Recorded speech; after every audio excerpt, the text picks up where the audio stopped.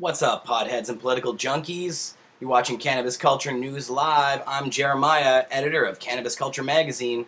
It is November 23rd today, and I'm broadcasting from my home office, actually. If you notice the background, you'll see it's a little different than usual. Not at our Pod TV studios at 307 West Hastings, chilling in Burnaby at my homestead. So hopefully you guys can hear me okay. I don't have a mic real close to me, but it looks like it's okay. Hopefully there's no lag or anything. It looks like somebody's saying there's some lag, but is that a Mac back there?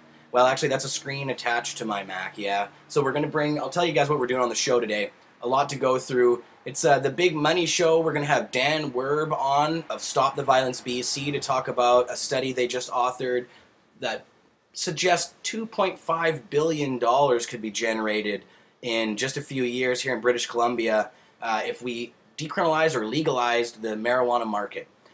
So we're going to have Dan on. I did a recorded interview with him. We'll play that. Going to have Ted Smith of Hempology 101 on the show. He is doing an Eastern Canada Cannabis Conference series right now, and we'll talk to him about how that's going. He is in Montreal. He's going to be patching in with us by telephone.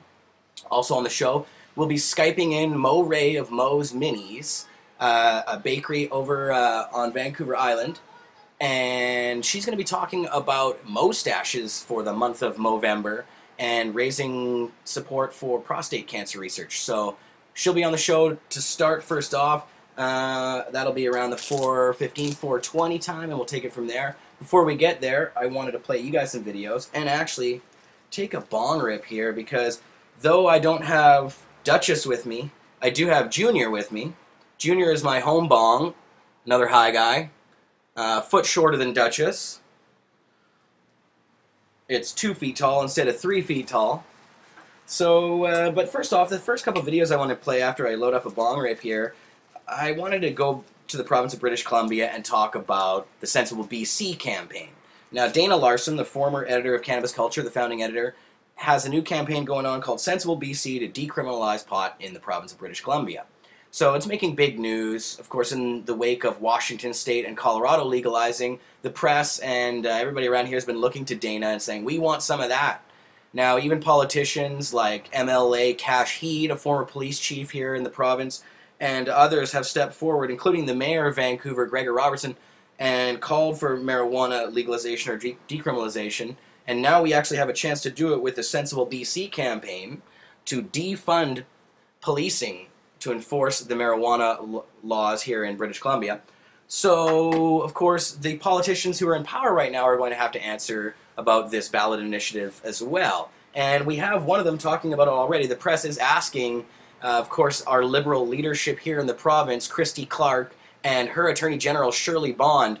Now, sadly, they don't want to legalize. They're against the idea. They say it's a federal thing, And even though we do have the Sensible BC initiative, which is a provincial thing, and actually Dana has showed how we can effectively undercut the federal government's war on marijuana here in the province, they're not taken to it.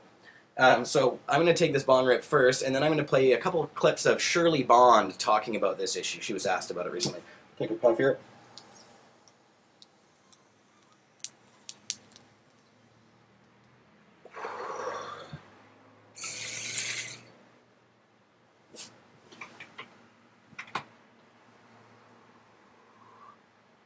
Thanks, Junior. Okay, so the first video I'm going to play is Shirley Bond back in June talking about this particular issue. She was asked about it on some local Vancouver media here. I'm going to play you the old clip first, then I'll play you her recent response after the Sensible BC campaign. See if you can notice any similarities or differences. This isn't a provincial government jurisdictional issue. I understand that there's a lot of discussion right now. I think it's ironic that the biggest supporters of moving forward are past attorney generals, and I think there's something to be said about that. There are very different views. There are law enforcement officials who think it's a good idea. There are law enforcement officials who think it's not such a good idea.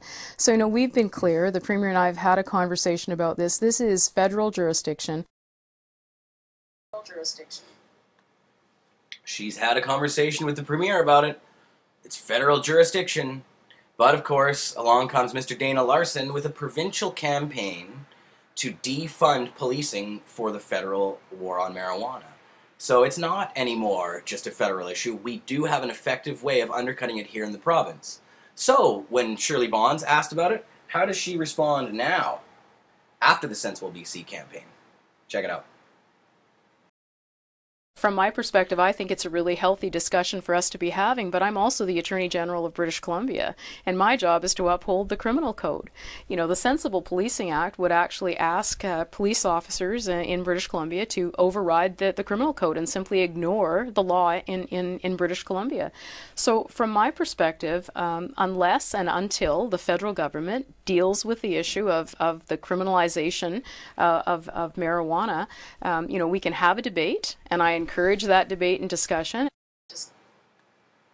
So, if it's a federal law, they have to go with it, she says. We can't undercut the federal government's laws. Well, yeah, and exactly, as Bravo 420 said, lowest police priority has nothing to do with the criminal code. We are allowed to do our own policing here in the province. The provinces are responsible for policing, not the federal government when it comes to this type of issue. So that's why Sensible BC will work, because it can actually defund the war on marijuana in the province. So she's not really addressing the issue. She's just saying, oh, no, we can't do that because it's a federal issue. Oh.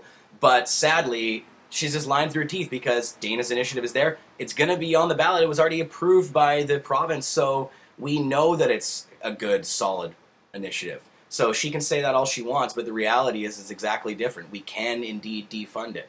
So I want some real answers from Shirley Bond. Now, here's another enlightening little clip of Shirley on the same program talking about talking about the expansion of the prison system here in the province. Now, I think these two issues are completely related, and she seems to be almost gloating about how many prison beds they're increasing things by. So I know that the Liberal government must have a lot of friends in business. I know they have a lot of friends in business here in the province, and I always wonder about the prison industry, who's pulling whose strings, because somebody has to maintain these prisons, all these beds, the construction of them, the maintenance. That takes a lot of cash, and of course the businesses in the province are cashing in on that as the federal government dumps more of our public funds into their private coffers. So let's check out some of the justification going on from Shirley Bond. We're in the middle of a $185 million expansion process in the province that is adding new capacity to corrections facilities right across the province. And that doesn't take into consideration the new facility that we are working to begin in the Okanagan, which will add an additional over 300 cells actually there. From the capacity perspective, when I first started as the Attorney General, I think our capacity was at about 180 some percent. Today, as I checked those numbers, we're down to 138%. So in fact, we're seeing the capacity issues being managed. We're seeing fewer people incarcerated, and in addition to that, we're adding new cells at the same time. So we're increasing capacity, yet there's fewer people being arrested. Well, that makes a hell of a lot of sense. So why are we increasing all this capacity? The thing is, with these new conservative drug laws coming into effect, the capacities are bound to increase. Not only have they made mandatory minimums law, where 6 plants, you automatically get 6 months in jail, and it goes up from there to 14 years maximums. Now, they've also got rid of conditional sentencing for pot crimes and many other serious crimes, or all what they consider serious crimes, but that includes pot, so you know how serious these crimes really are. They got rid of all that. Now there's a whole bunch of things that they're doing. All these reforms are going to result in increased prison population, at least that's what scientists are telling us. So for Shirley Bond to say, oh yeah, it's great, there's less people being arrested, but we're still dumping more money into prisons. Shouldn't we be trying to get rid of beds, not add more of the capacity? I know they're crammed right now and they're overcrowded, but hey, stop arresting nonviolent people and you won't have overcrowded prisons. Alright, so there's my ranting about Shirley Bond. I just can't believe that. And do you see the glow on her face when she's talking about these prisons? They seem to love this stuff. Anyways. I also wanted to play a couple clips from the U.S. down south before we bring Mo Ray on the show. This is from CNN. This is a cool little clip I found just this morning. Willie Nelson on CNN on Piers, dealing with Piers here. Piers has actually been kind of funny lately. I've seen a few clips from him where he's having some fun with his guests. He seemed a little stiff. I was a Larry King fan, that old fossil. He was hilarious. But CNN, these days, since they got rid of Crossfire, since Jon Stewart killed Crossfire, CNN just hasn't been the same. Anyways. Now, when you last did an interview with this show, Larry King was the host. Yeah. And you admitted to him halfway through that you were actually high at the time. You had infused yourself of some marijuana, yeah. So I've got to ask you the question, have you come similarly infused today? What's today? It could be any day you like. Oh, yeah, okay. Did you wake up this morning and have a quick, Well, I probably did. I probably did, if I remember. It's, it's that short-term stuff. Do you take a lot of it now? I think some people have more tolerance, for smoking pot than others. And I know people who can take one hit and just go to sleep completely. And other guys that can smoke a lot. Me and Snoop smoke a lot. And in every country we've been in, I guess. I was in Amsterdam one time, and Snoop called me and wanted me to sing on his record. And I said, okay. He said, where are you? And I said, in Amsterdam. So we caught the next plane and come over. And we recorded a song together. You and Snoop go to Amsterdam, the mecca of dope, really, and you both have a load of it and then write some music together. Now we can go to Colorado.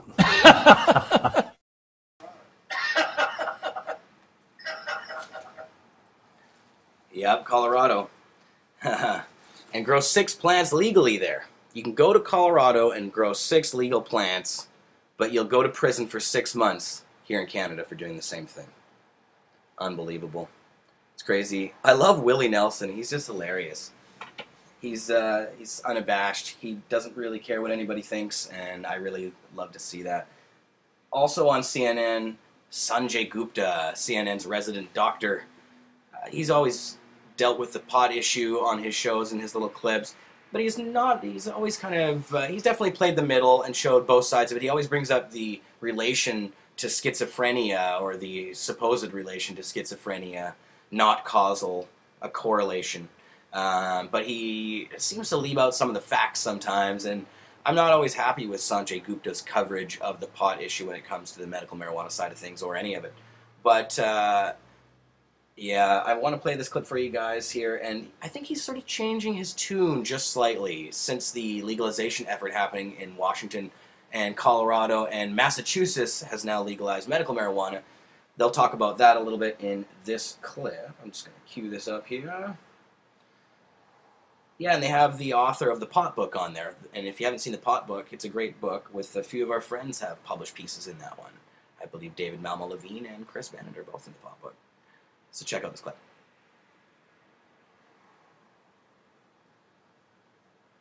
Sanjay Gupta, MD, every Saturday at 4:30 p.m. Beyond the race for the presidency and for Congress, there were a few things I was watching very closely Tuesday night. First off, in Massachusetts, voters rejected a doctor-assisted suicide law. I also had an eye on California, where the cities of Richmond and El Monte were each voting on a soda tax. Now, supporters there said if you make soda cost more, people will drink less. They'll be healthier. But the voters in both cities said no tax, and it wasn't even close. And then marijuana.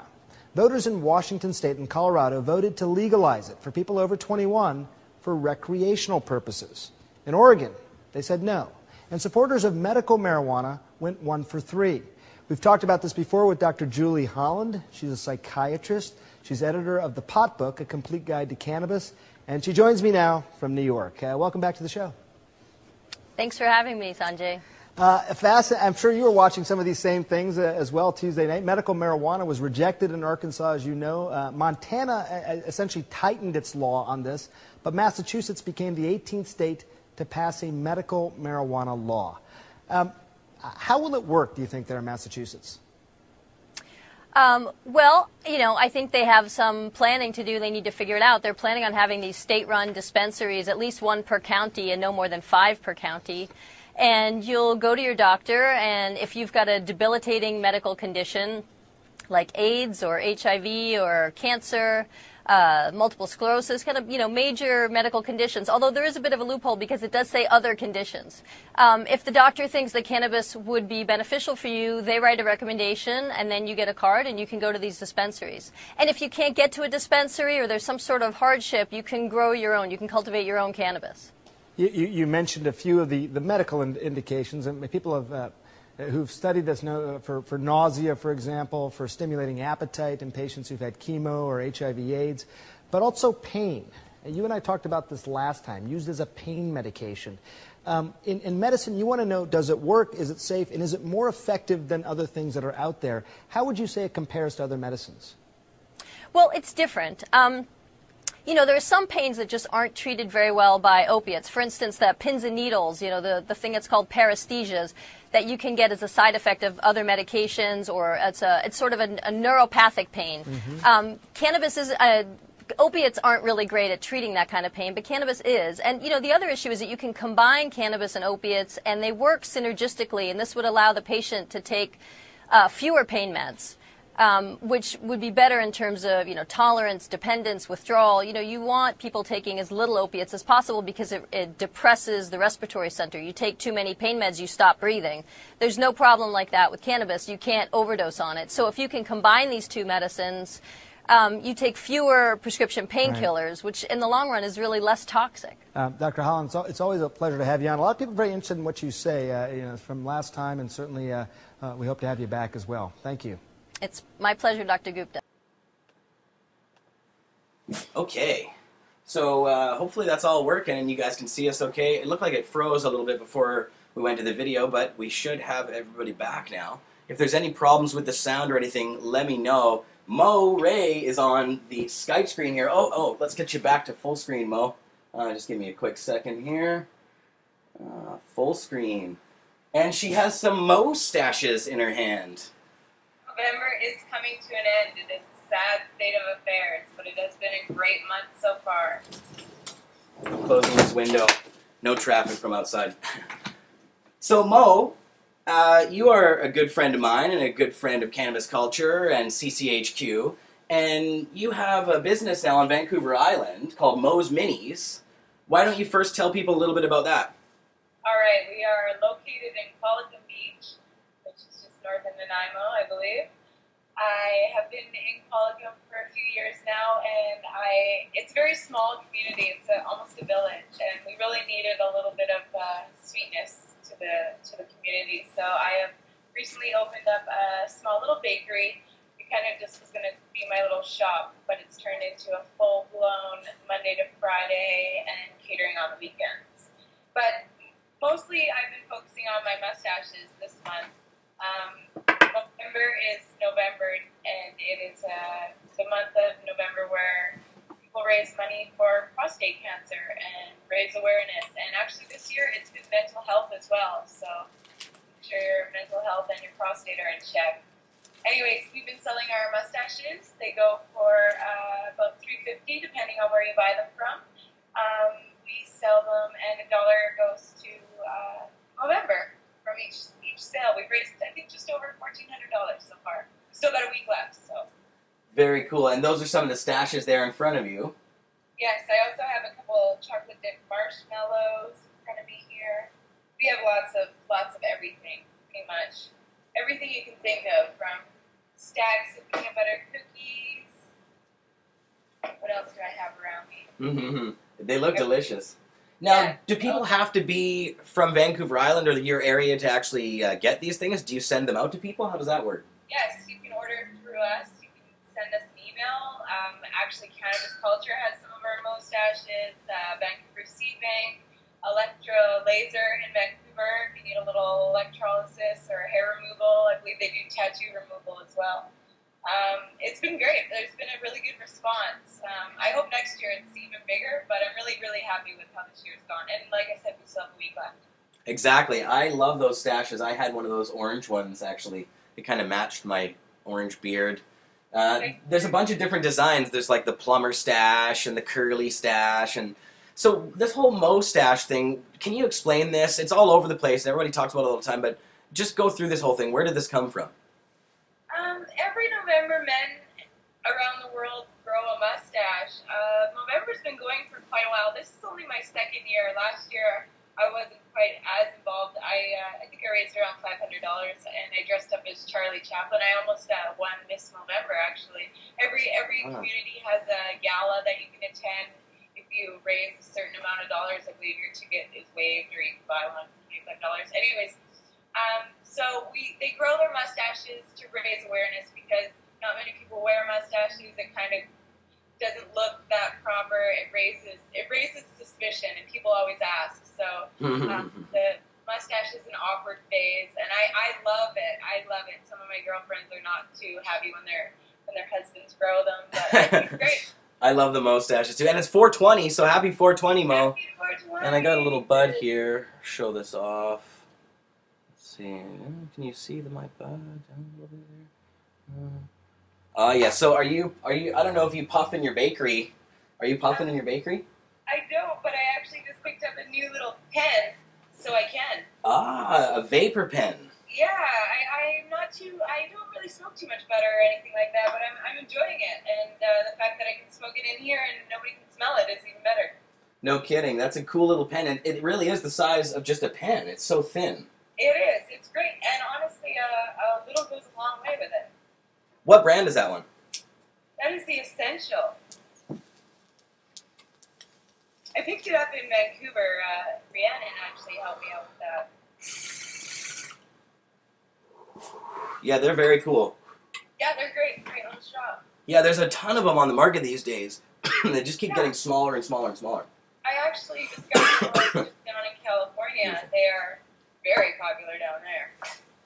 Yeah, no kidding. Pot's getting really huge down there. And then a little sort of clandestine way to smoke like that, hidden away. In a restaurant, in a movie theater, you can get away with it. Some of they even look like straws. You can put it right in your soft drink. Totally. Yeah, that's pretty cool. I love that. Even the NO2s, the bigger ones, I remember people were putting them in their drink containers, like McDonald's cups, and taking them into movie theaters and stuff like that. It's a good, easy thing to stash up. The pen's better. You gotta medicate. Yeah. Cool, Mo. Well, thank you very much for coming on. It's much appreciated, and I hope that everything's going well. Business is well, though, I know. Is that true? You've been slanging a lot of goodies? Christmas crazy right now. I've got about, I don't know, a couple of hundred gingerbread men to decorate. So. Very nice, very nice. Awesome, Mo. Well, I appreciate it. Thank you so much for coming on. We'll have you back on again soon, and I'm going to have to get my hands on some more of those stashes. They're delicious. Come on over anytime. Awesome. Thank Mo Ray, Mo's Minis. And what's the website address? www.givemesomemo. Give me some Mo. And it's M-O. M-O, yeah, and it's not gimme, it's give me. Give me some Mo. .com. Got it. Awesome, Mo. Thank you so much. Follow us on Instagram, too. And what's your Instagram address? Give_me_some_Mo. Fantastic. Thank Excellent. you. Mo Ray. Thanks, Mo. Bye. All right, that was Mo's Minis. Those are delicious. I wanted to have her on because she's so nice and she's doing such a great thing. And I really like those munchies. They are very, very delicious. So I'm just going to go back to our logo here. And yeah, so that was fun. I'm going to bring Ted Smith on soon. But before we do that, I'm going to play another video for you guys here. And let's see here. I wanted to play this video of Jody. Now, I have a couple different videos to play of Jody. This one, pardon me. This first one is Jody on Shaw TV.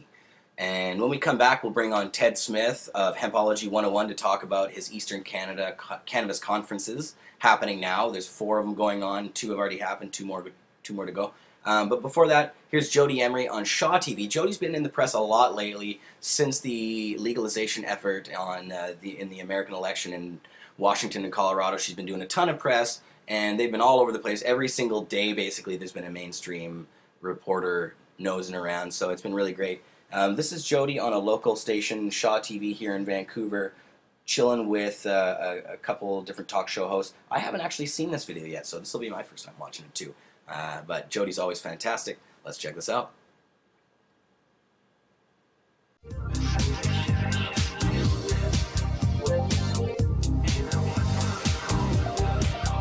everyone. Welcome back to The Rush. You may have heard after the election that Colorado and Washington State were making headlines. We're going to talk a little bit more about why. Yes, thank you, Colorado and Washington, or the populace of it, for being normal, reasonable people. We appreciate it. Jodie Emery joining us, Director of Cannabis Culture and Pot TV, political activist.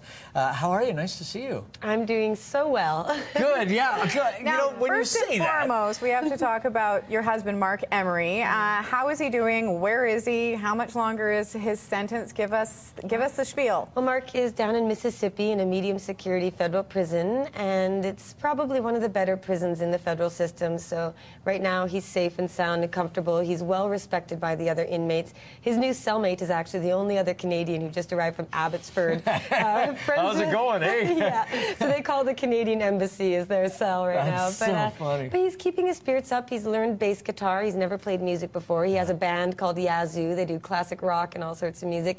Reads a lot, writes a lot. He was published in the Globe and Mail yesterday, writing about mandatory minimums. So we sure keep busy. And well, no kidding. And Jody, what just happened in Washington, Colorado, in the U.S. during the U.S. election, this must have been so impactful to you and Marc. Maybe talk us through that and explain to people what actually happened in Washington State and Colorado. Well, let me just rewind back to 1994 when Marc started selling marijuana seeds through the mail from Vancouver, and he said, when you buy these marijuana seeds to grow your own pot, I will spend the money on legalization efforts. And 1996, California got medical marijuana, and more states, now 18 in total, have medical marijuana. 14 have decriminalization, and Marc sent millions of seeds and millions of dollars to drug policy groups, ballot initiatives. For example, Colorado has medical marijuana because he gave them $10,000 to get that. He sent a lot of seeds, and so Washington, Colorado, many states, every state, in fact, receive seeds and money from Marc Emery. He's like Johnny Appleseed, but for pot. Absolutely. But he is. I mean, that is part of what he was trying to do. Oh, yes, and the Drug Enforcement Administration didn't even mention seeds in their press release the day he was arrested. They said it was all about the money to legalize. They traced all the money. It all went to political groups. So Marc was seeding the movement. He said, plant the seeds of freedom to overgrow the government. And now, fast forward to him being down there in the belly of the beast, sent down to a country he never went to, and it's all happening right around him. In fact, not only did Colorado and Washington vote to support recreational marijuana and get more votes in support than even Obama did, but you've got Vermont, Massachusetts, Maine, and Rhode Island are now discussing, no, they're actually presenting legislation in their state legislatures to say, let's legalize it recreationally, too. Do you think Canada is far behind? Are we ever going to get here? Boy. Are you shocked that this happened in the U.S. before it happened in Canada? I know I was. I think a lot of Canadians are a little ticked off that Jean Chrétien said, we'll decriminalize, I'll have a joint in one hand, a fine in the other. You know, we were making progress. The world was looking to Canada as the drug policy beacon. And then Harper got into power in 2006, and Marc got shut down, and the money was gone, and all the momentum went to the United States.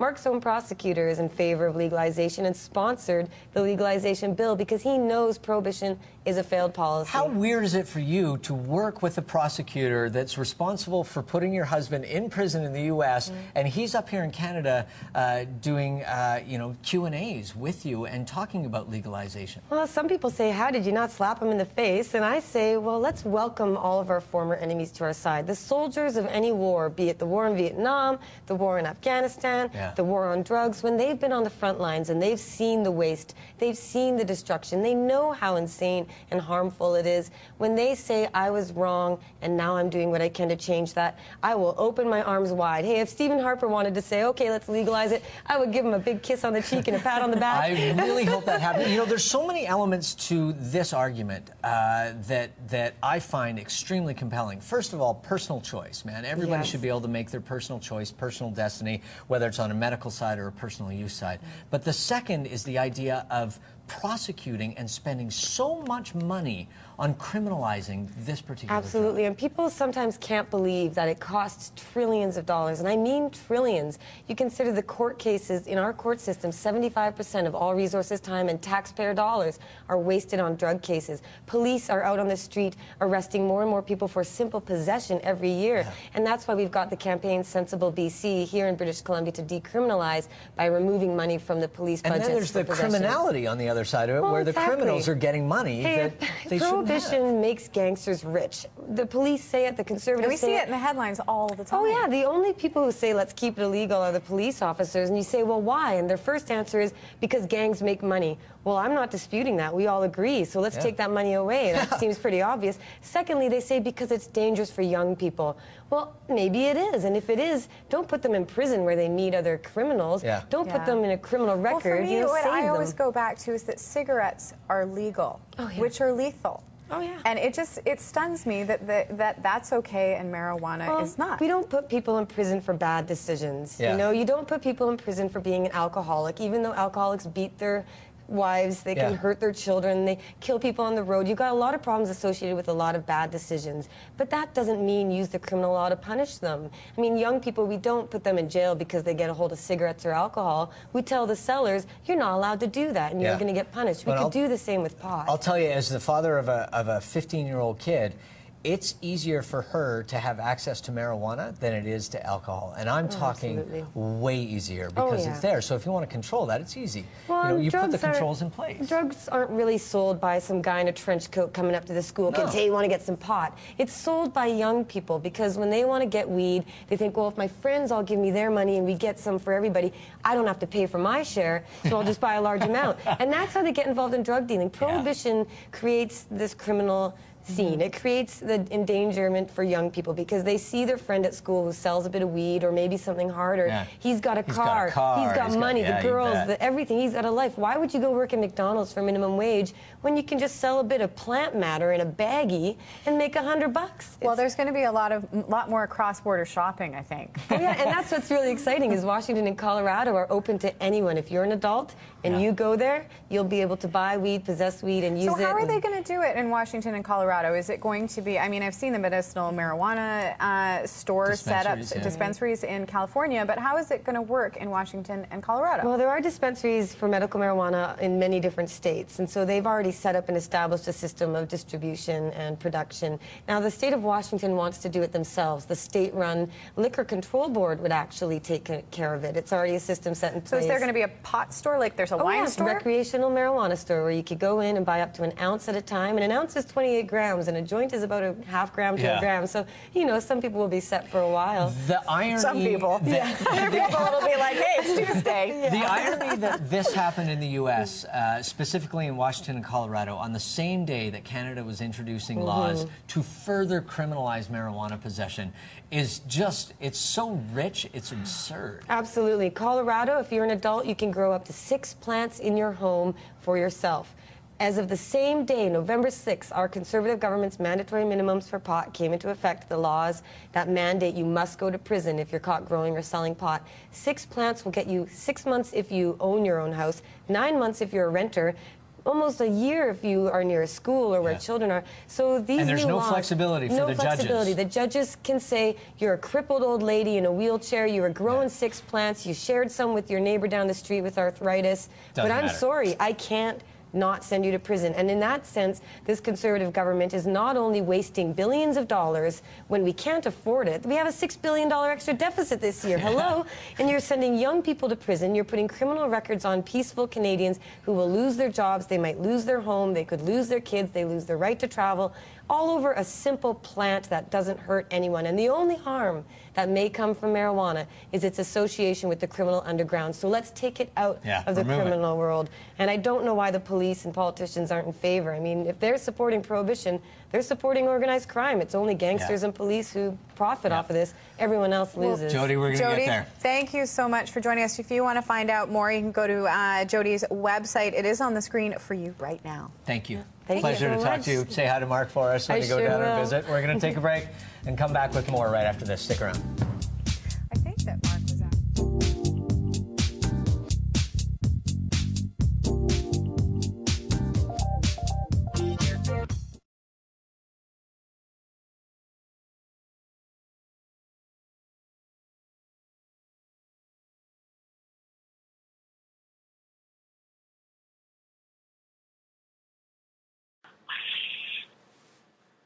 All right, so Jodie Emery on Shaw TV, The Rush. That was cool. Now, I have Ted Smith on the line of Hempology 101. Ted, how you doing? Wicked. How are you, Jeremiah? I'm great. Now, you're on a tour right now across Canada. You're in Montreal right now. You're taking Hempology on the road, and this is the Eastern Canada Cannabis Conferences. That's the title? Some alliteration going on there. Well, we're sort of phrasing it as our Eastern Canada Cannabis Convention, or tour, sorry. But, it's a 17-year kind of dream in the making for me to be coming to the other side of the country with my textbook in hand, educating people and holding conventions at universities and libraries in these major cities out in Eastern and Central Canada. It's really exciting to be laying this groundwork and spreading Hempology far beyond its roots in Victoria. Fantastic, Ted. Now, you've already done 2 of the actual conferences, right? You have 2 more to go? Yeah, last Sunday we were at Dalhousie University in Halifax, and then Tuesday night we were at Mount Allison University in New Brunswick, and and then Sunday we're going to be in Ottawa at the public library downtown, and then next Thursday the final one is actually at another library in Toronto. Very cool. And how did the first 2 go? How was the response? Well, the first one was honestly a little bit of a fiasco. The public relations campaign leading up to it didn't go very well. So there was really only about 25, maybe 30 people at best that came and went throughout the entire convention. Right. Which, could have been worse, but, we really should have had a lot more people there. But I'd never been out here before. I had no connections with any of the students. Really, it was a miracle that it even happened, you could say. But the one at Mount Allison on Tuesday night went off a lot better. There was at least 50 people that were there, a lot of students, really great energy. There was already a Hempology 101 club at Mount Allison, and the executive there were really excited to have us. And actually, there were students that came in from the University of Moncton as well, which wasn't too far away for them. And so we're hoping to have a couple of clubs in New Brunswick by the time this year's over. So yeah, the conventions are really picking up steam here. We got some good press today in the Ottawa Metro. I shouldn't say good press, actually. They slagged the convention the whole time. But anyway, we were in the press in Ottawa. Yeah, did you read the Metro article? No, I haven't seen it. What'd they say? Well, they made a great big deal out of the fact that the Public Interest Research Group, or OPIRG, in Carleton wouldn't help book a room with me. And after spending like 5 or 6 paragraphs just talking about how hard it was to even get a room, they misquoted Adam Greenback, I think his name is, Greenback, sorry, with the Montreal Compassion Club, I think. But anyway, yeah, they completely misquoted Adam to say that these conventions are like a one-man show, and that you were preaching to the converted, and so it was unfortunate that he got misquoted in the press. But they completely left Russell Barth out of it, and then there's another article below about Eugene Oscapello and how the war against marijuana, has failed. But it doesn't even tell people that he's speaking at the convention. Oh, no. And it doesn't tell people anything other than the convention's on Sunday. At least they put a good picture in of me. Well, you got that. Yeah, unfortunately, the media coverage isn't always perfect. But you did get some good media coverage. I saw you on CTV talking about the issue, and that was a pretty great interview.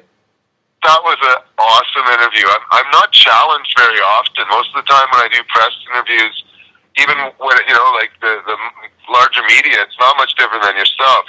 People are interested. They help me get my message out. And that's what I thought I was going to do, to talk about the conventions. I didn't know he was going to challenge me like that. But nevertheless, I think I did fairly well. It's always something after the interview you wish you could have said things a little different.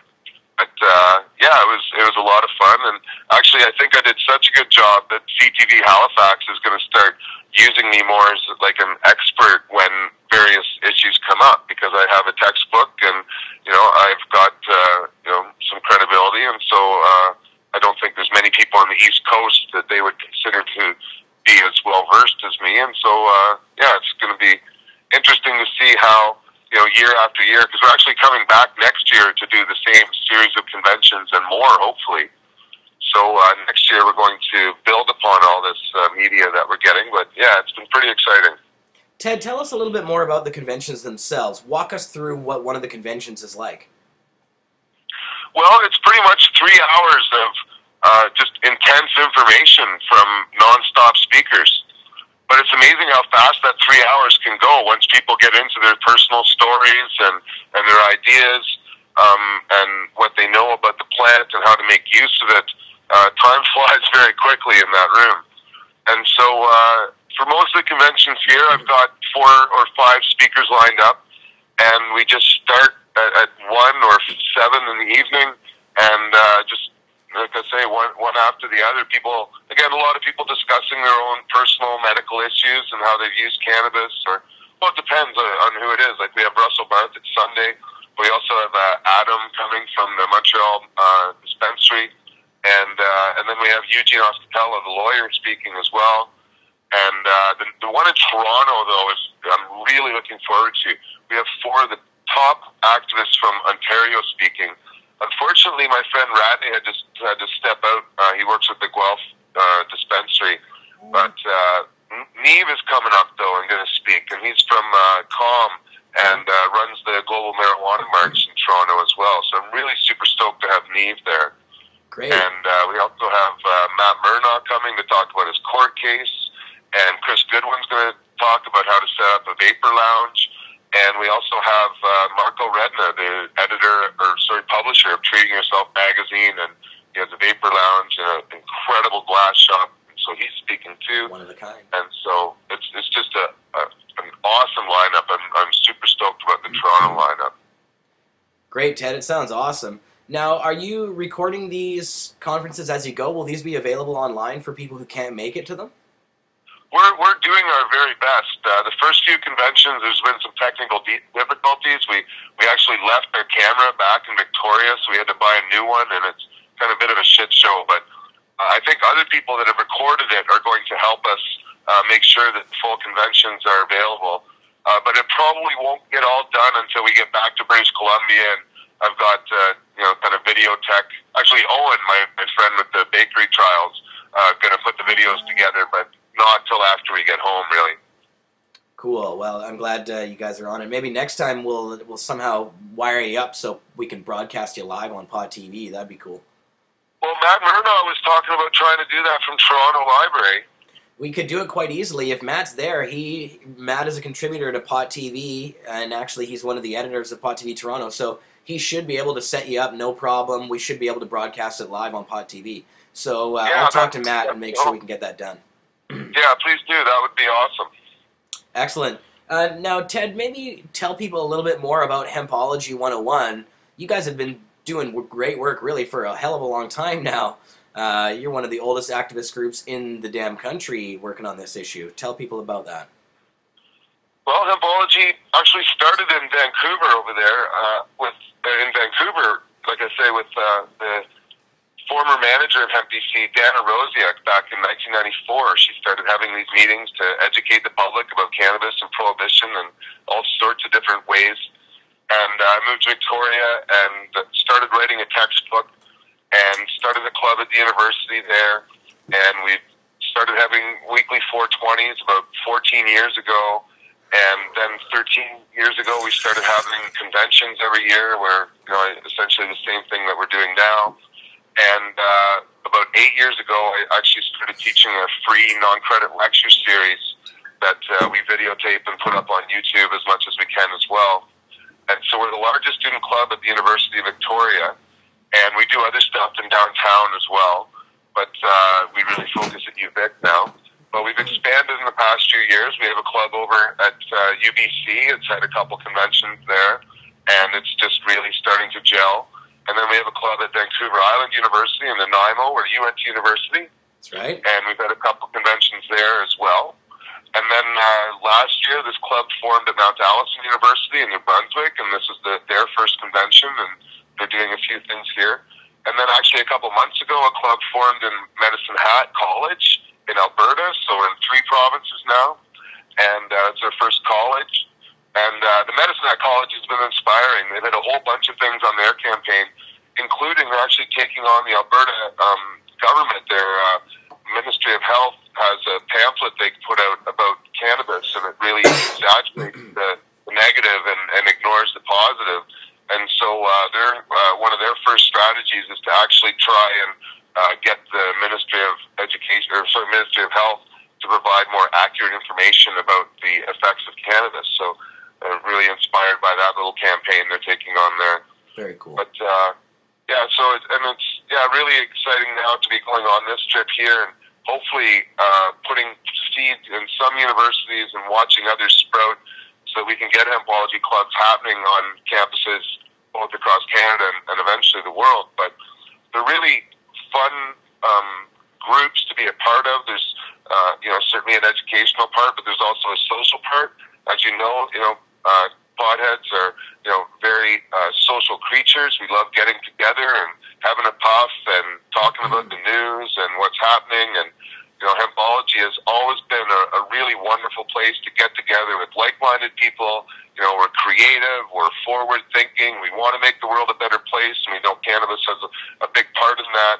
And it's really exciting for us to be, going across these universities and starting, what I think is going to be probably the most powerful national organization for the reform of marijuana laws, kind of on the ground that exists. Because right now, there isn't really any such organization. Students for Sensible Drug Policy has lost their funding, and they're pretty much non-existent right now. The Marijuana Party, certainly since Marc's gone to jail and stopped funding it, has almost been non-existent as well. There really isn't any group that's out there, actively organizing events and campaigns and conventions. And I think that we have an opportunity here with Hempology to do something that will use, the campuses to bring students and patients and activists and researchers and others together so that we can do something and beyond, the knowledge that's spread, but really, these things are just, like I say, knowledge is power, and the more we can empower our own communities, the better. And I think Hempology has really got a good place for us right now. Yeah, you guys are doing a great job, Ted. I always say that you're a super activist. You're one of the hardest working activists I've ever seen in my life, constantly busting your hump, basically 24/7 year round. So you get huge kudos from us, man. We love you very much, and everything you guys are doing there. Ted, tell people a little bit about the textbook that you've written for Hempology. Okay, well, it's basically the history and uses of cannabis. I packed a lot into each chapter, tried to keep my opinion till the end. There's a chapter on the ancient uses, or like the ancient history of cannabis, going through various civilizations, really taking Chris Bennett's work, who you know very well, and condensing all his work into a chapter, really, which was easy. But then I spend 2 chapters going through the agricultural benefits of growing hemp and the industrial applications of hemp, and sort of the history of reefer madness a bit. But I talk, extensively about how we could use hemp as an industrial product and all sorts of things. And then I spend a chapter on the medical uses of cannabis and the impacts of smoking or using cannabis as well. And then I spend a chapter on prohibition. So actually I use some of Chris Bennett's work in the 5th chapter as well, because I kind of go back in time to the historical roots of prohibition, back into Judeo-Christian history. And so, I really think I do a good job with the prohibition chapter. But then there's a few chapters on the revival or struggle to make cannabis legal again. And then a final chapter on what I think the future of cannabis and hemp will mean to ourselves and the planet. And so it really is a comprehensive book. It touches upon Canadian law and Canadian politics, which is rare. Most books are American focused, and so there's a lot about the U.S., but certainly it's got a very a touch of Canada in it as well. Excellent, Ted. Yeah, it's a great book, and it's nicely bound. It looks great. We have it available for sale at 307 West Hastings, downtown Vancouver, if you're there. And Ted, where can people find that book online if they want to make a purchase? Well, it's on Amazon, although we haven't sold many on Amazon yet, so it might be hard to find. But you can also go to hempology.ca, and on the right side of hempology.ca, there's a bunch of pretty good links. There's one to our store, so you can buy my book and stickers and buttons and stuff. And then there's a link to the YouTube channel that has all of our information from the conventions and lectures and stuff we do. And then there's a link to our forums, and we have, much like you, a pretty good set of forums, except ours has got a lot about our own sort of internal activities, minutes from our meetings and stuff like that. So it's a really great means of documenting our work. So you can find out more about Hempology in there. And yeah, there's a couple other links as well that you can find on the hempology.ca. Awesome. Excellent, Ted.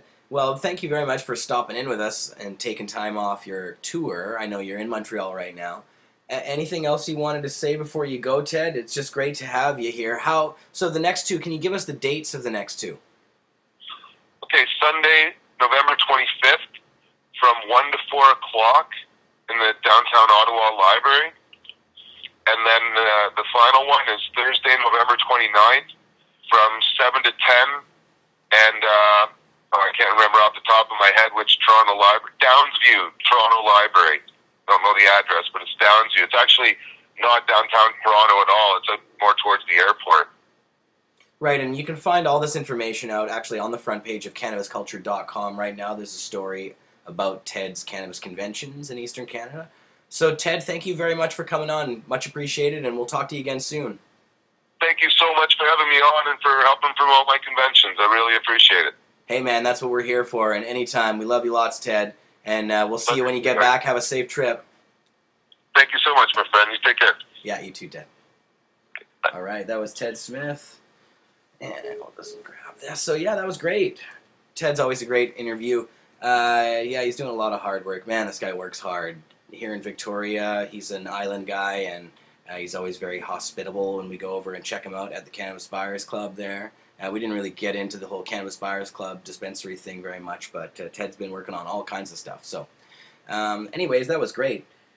I wanted to play for you guys my interview with Dan Werb of Stop the Violence BC, but I wonder if we should do any of these other videos first. Yeah, maybe not. Maybe it's time to play this for you. Yeah, so earlier today I was hoping to have him on the show, but our schedules conflicted. He was actually in the midst of catching an airplane just before I was able to actually get him. Dan Werb, he's been on the show before. He is with Stop the Violence BC. Now, Stop the Violence BC is a very successful group of activists working here within the province. Evan Wood, Dr. Evan Wood, is the director there, and these guys have had some major successes in convincing not only former politicians, but sitting politicians to really come forward and announce publicly that they don't support the drug war and that they'd like to see reforms made when it comes to the war on marijuana. And that list includes people like Gregor Robertson, the mayor of Vancouver, Cash Heed, a sitting MLA and former police chief, 4 former mayors of Vancouver, 4 former attorneys generals of the province of British Columbia, and the list goes on and on. There's just been a lot of people that have come forward. John McKay came up and sat with Stop the Violence BC and Jody Emery. So we've been working closely with these guys. They're a good troop of people, and we really appreciate everything they've been able to do. So I'm going to play this interview for you guys. Now, I have this recorded on another device here. I have all my screens around me. This one's on my iPad. So we'll play this. We'll see. We'll just make sure this sounds okay for you guys here. Just give me 1 second. Hate to do this on the air, but it'll just take a second. Play. Here we go. Now, I'm just going to teeter balance this thing, and we'll make sure that it actually works properly. Okay, hold on 1 second. And maybe what I'm going to do is, unfortunately I don't have any visuals for you guys here, So it'll just be this background here, me chilling out and ripping the bong.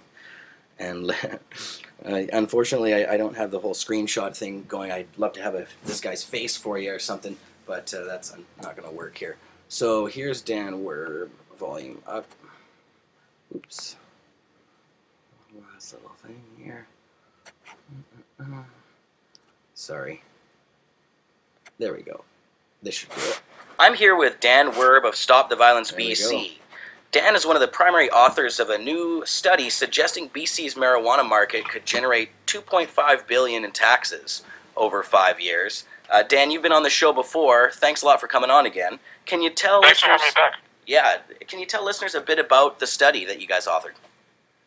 Sure. So it was an estimate of, there's a few estimates that have been done of the value of BC's complete market for marijuana. So both the export and the domestic consumption. But if we're talking about regulating cannabis in the British Columbia context, we really need to know what the value of the market is in BC. So we were particularly interested in finding out how much British Columbians were spending on cannabis. So we looked at some Health Canada data that they asked on a survey whether people were using cannabis and how frequently they were using, and we cross-referenced that with some information on how much people were using and the average price of cannabis in BC, and we came up with this dollar figure. Right, and so now break that figure down a bit. Where does this money actually come from? Right, so we estimated that right now in the illegal market in BC, British Columbians are spending between $440 million and $560 million per year. That's a pretty substantial amount, and that's all only within BC consumption. Right, and that's the amount of money that people are actually spending on buying marijuana. So theoretically then, this looks at some sort of a taxation model, does it then? Can you tell us about how exactly it would be taxed? Sure, so the study itself doesn't get into the specifics of that because really, that's the realm of government and policymakers, and we're scientists, so, we're not going to tell government how to do their job, but, it does suggest that there's a substantial potential revenue here for government if they do want to embark on regulation of marijuana in BC. And, we make the parallel with tobacco, which is, as everyone knows, is regulated under a pretty strict public health framework in Canada. And in Canada, 8% of the retail cost of a carton of cigarettes comes from the production of the cigarettes themselves and the tobacco. And 81% of the retail cost of tobacco, of a carton of cigarettes, comes from taxes. So obviously there's a massive potential, if we were going to apply the same kind of model for marijuana, there's a massive potential tax revenue here. And, I think it's important to note that right now, while there's a lot of growers and people that are involved in the cannabis industry and the marijuana industry in BC, it's controlled at the very top primarily, almost completely, by organized crime. So, what we'd like to see potentially is just essentially switching the revenues, these 500 or so millions of dollars that are going to organized crime each year, and just transferring them to government where they can be used to, have more relevant education campaigns, maybe some prevention campaigns among young people, and to also, bolster the healthcare system for any potential side effects of use. Right. Now, this particular study looks at the amount of money that could be generated by simply taxing the substance. Does it look also, or, it doesn't really even talk about the enforcement side of things, where if we legalize marijuana, all that money that we spend on police enforcement would also be saved. Yeah, and I think that's really important to note. There's three ways that it would benefit our province. One, a regulatory system, that is. One, it would transfer hundreds of millions away from organized crime. Secondly, it would provide government with hundreds of millions in potential taxable revenue. And third, it would cut this massive backlog and this enormous resource-consuming incarceration and enforcement of people who are arrested for cannabis-related crime. And in fact, a recent CBC report noted that while BC is thought to be really soft on marijuana, in fact, the number of arrests for possession of marijuana has been steadily increasing in the past few years. So really, we're not in a situation right now where cannabis is legal in BC, even though people might think that in some ways it's not a policing, it's not something that the police are interested in prosecuting. But we know from the data that there's a lot of people that are still being arrested for possession. That's right, and it's not so much in the city of Vancouver itself, but outside of the city of Vancouver, I think it's doubled in the decade. Exactly, yeah. So now let's talk about Stop the Violence and some of the other stuff that you guys have been working on. You guys have had some major successes there in convincing former attorneys general, former mayors of Vancouver, and other high-profile, even Cash Heed, former police chief, current MLA, to come forward and join in calls to end the drug war, at least the war on marijuana. Can you talk a little bit about some of those other successes and what the campaign, Stop the Violence campaign, is all about generally? Sure. So, it's really about changing the conversation about marijuana in British Columbia, because we've seen, over the last few years, gang warfare between gangs that are essentially involved in the drug trade, and we've seen, we've heard reports of this massive marijuana industry that is illegal, but regardless of whether it's illegal or not, it's massive, and the fact that it's illegal doesn't seem to pose any kind of restriction on it at all. And we really wanted to change the conversation and highlight the links between cannabis prohibition and violence in BC. Because, the cannabis industry in itself is not inherently violent. There's no research or any evidence to suggest that cannabis makes people violent or anything like that. And really, the source of the violence is the fact that it's an illegal market. And so, people in BC are pretty well educated on the subject, and our polling showed that, even when we started this campaign, about 88% of British Columbians were unhappy with our present drug laws, and they wanted to see things changed. So, we pretty much just tapped into the support and highlighted it by, highlighting the diverse set of people and interests that were supportive of cannabis regulation. Right, and it's great to see so many politicians coming out, actually, and even people who are there sitting now come forward. It hasn't been easy in the past to convince these people. Do you think the political climate is changing now, and is it easier for those people to come forward? I really think it is, and you know what? It's not just a made-in-BC situation. This is it's a global phenomenon in a lot of ways. We've seen, obviously, Washington State and Colorado recently voted to set up regulatory systems for marijuana. And in Latin America, the conversation is advancing at light speed in terms of regulation of drugs and in particular, marijuana. In fact, Uruguay is on the road to setting up a state regulatory system for marijuana. And, they're essentially just working out the kinks now. And Guatemala is also having a conversation.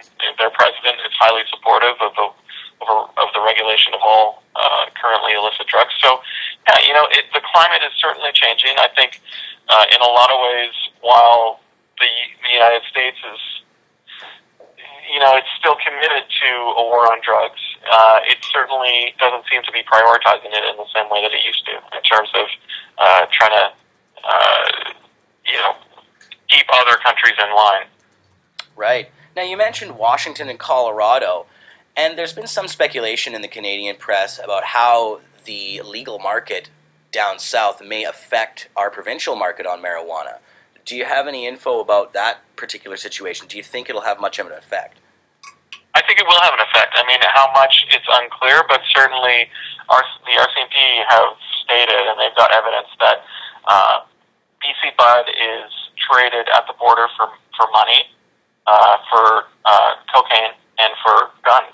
So, there's this cycle of trafficking that happens, and the fact that now Washington State is going to be having, in-state cultivators, in-state growers, in-state retailers suggests that there's going to be a lot less marijuana flowing south than there was, because the market just simply won't be there for illegal Canadian marijuana. So, that is going to put pressure on organized crime, and it's going to put pressure on the industry in BC across the board. And, one of the best ways, I think, to capitalize on that, because, the in BC market is going to become more and more important to people in the cannabis industry. And the best way to ensure that, organized crime doesn't start fighting over, the smaller market is to set up a regulatory system. Right. Now, it seems that in the province here, we may be headed in a similar direction as Washington and Colorado, if we do have the chance to do it, with the Sensible BC decriminalization campaign.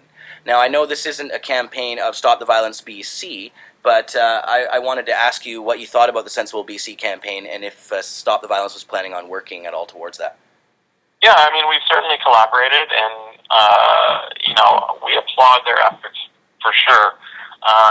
And definitely decriminalization, I think, is a step in the right direction, because it'll make sure that people aren't, arrested for simply smoking a joint or possessing some marijuana. I don't think that, in a way, decriminalization doesn't tackle those back-end market issues, which was really the focus of the Stop the Violence BC campaign. Because in a decriminalized situation, if we decriminalize marijuana in BC, the market is still going to be controlled by organized crime at the very top levels. So, the level of violence that we see because of gangs fighting for market share, I don't think that's really going to be affected in a system where marijuana is decriminalized. But I do think that, it's a potential intermediary step.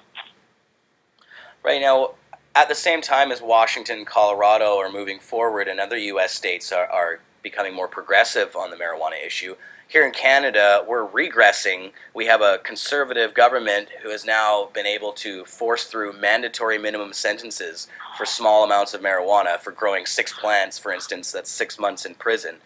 Can you speak to that issue a little bit? And, is this something that is going to, it doesn't seem like this is going to be an easy fight with this federal government.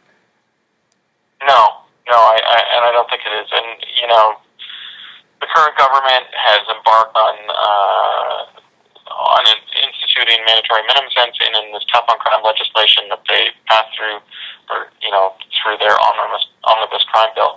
And it's going to have a devastating impact on people in Canada who are already very, very vulnerable. In terms of drug-related crime, Aboriginal Canadians are disproportionately represented in prison already. And in fact, over the past 15 years or so, we've seen a doubling of the number of Aboriginal prisoners in federal prisons, from 9% in the mid-90s to about 18% a couple years ago.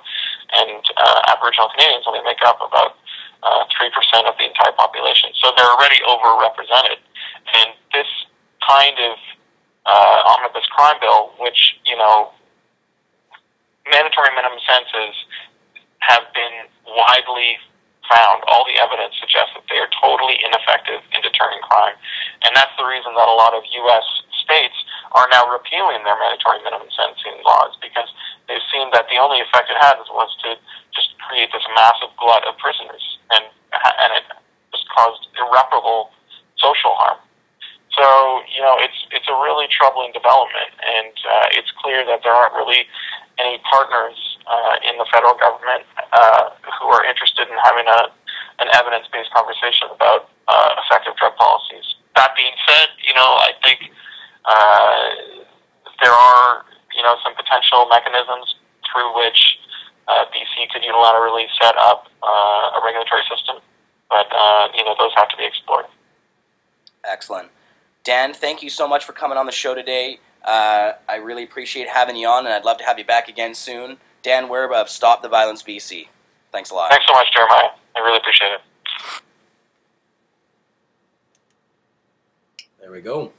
So thanks to Dan for talking with me. Hope to have him on, but we had to do it early because he had a plane to catch. He's on his way somewhere, I guess. So yeah, very cool. That was a interesting conversation. It's crazy to me how much money could be saved by ending the drug war. Something that needs to happen just on a civil rights level, but the amount of cash that would be saved is just phenomenal. They're talking about $2.5 billion, and that's not even including what you would save in terms of enforcement and how you can actually have police working on real crimes, other things that they should be.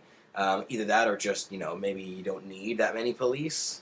That'd be all right to get rid of some of our police force, this massive, thing that's just sucking the system dry with all this enforcement and all these police and stuff. We don't need all those police, really. Crime goes down every year. You heard Shirley Bond talk about it. Crime's going down. So, but unfortunately, arrests for marijuana possession in British Columbia are going up. They've doubled, by 88% in a decade. 88%. So, and who's telling them to do this? Why are they going after marijuana people more when they're saying that crime's going down? And but for some reason we still are increasing the beds of the prison population. I don't get it.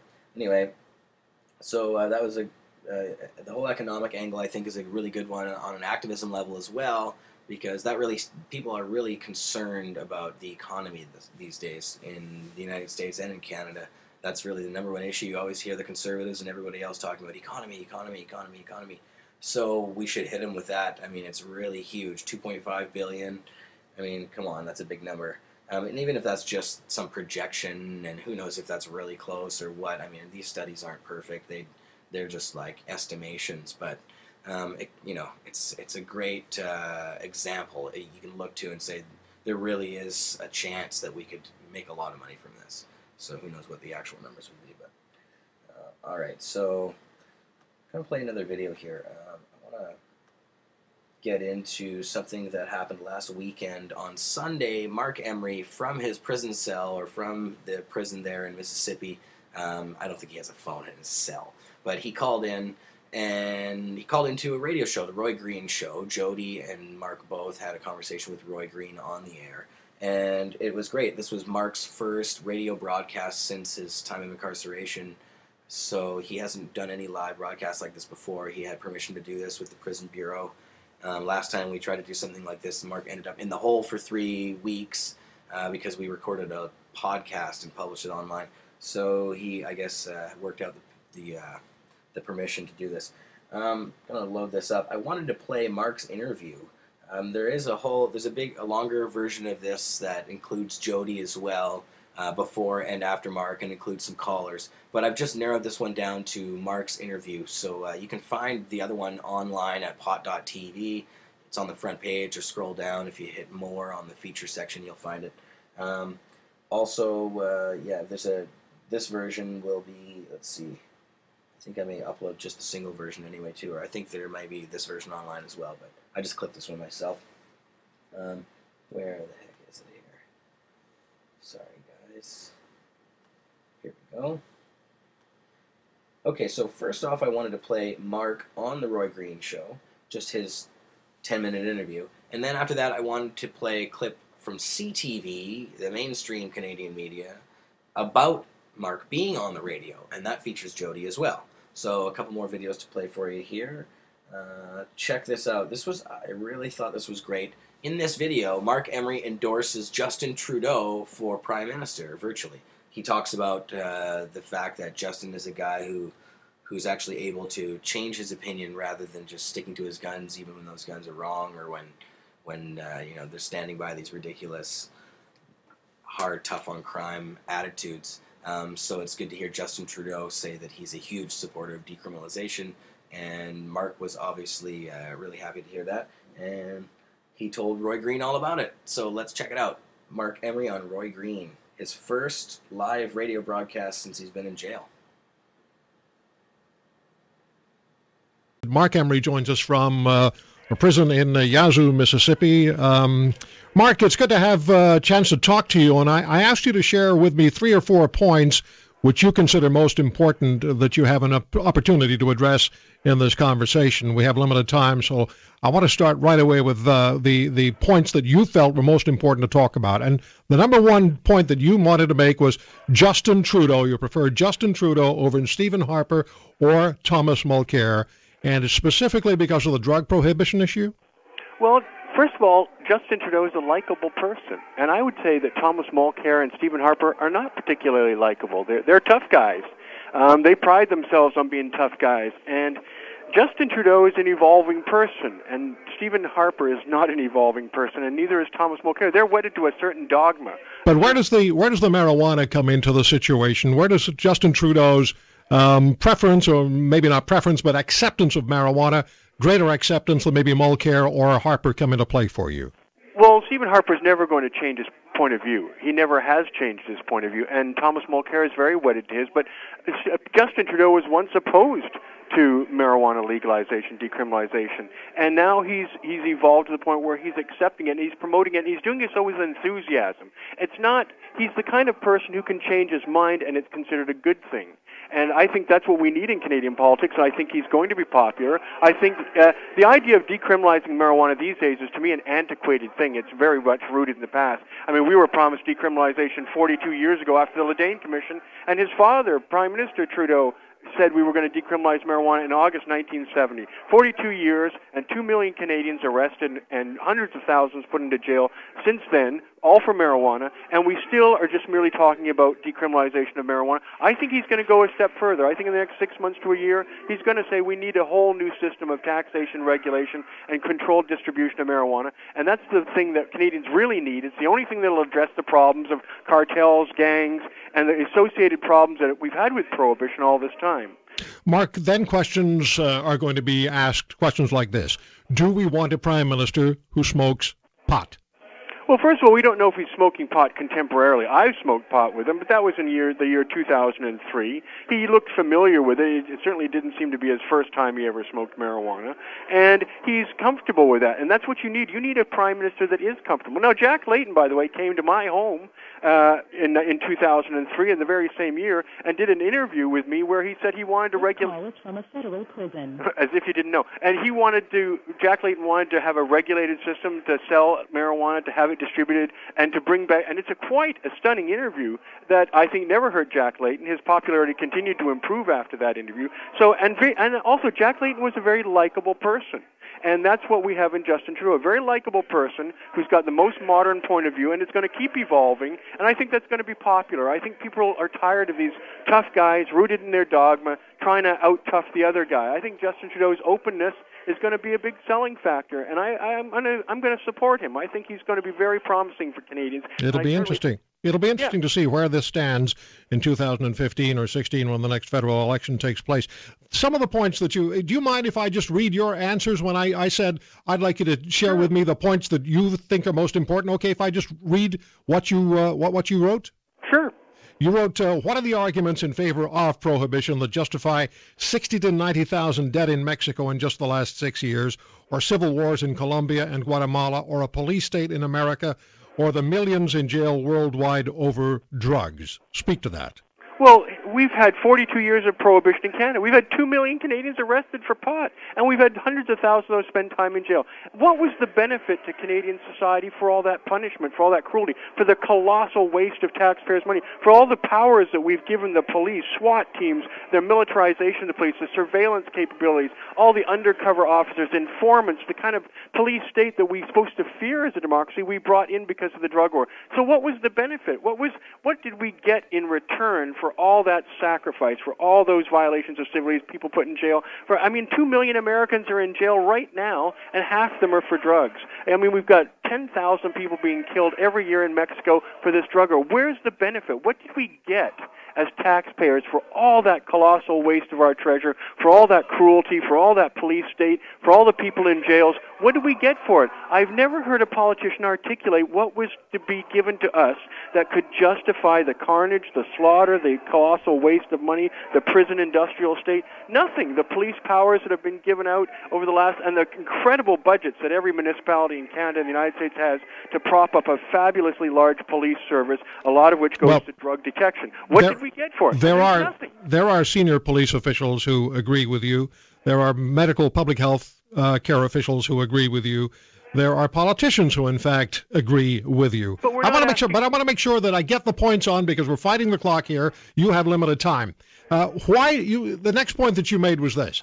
Why did my governments, both Liberal, Cotler in 2005, and Conservative, Nicholson and Taves in 2006 to 2010, sign on to my extradition when the head of the DEA said my actions were clearly about legalizing marijuana and all my actions were in Canada? As a response to that, what I get from folks I talk to is look, Marc Emery knew what the law was. He broke it with impunity. He deserves what he got.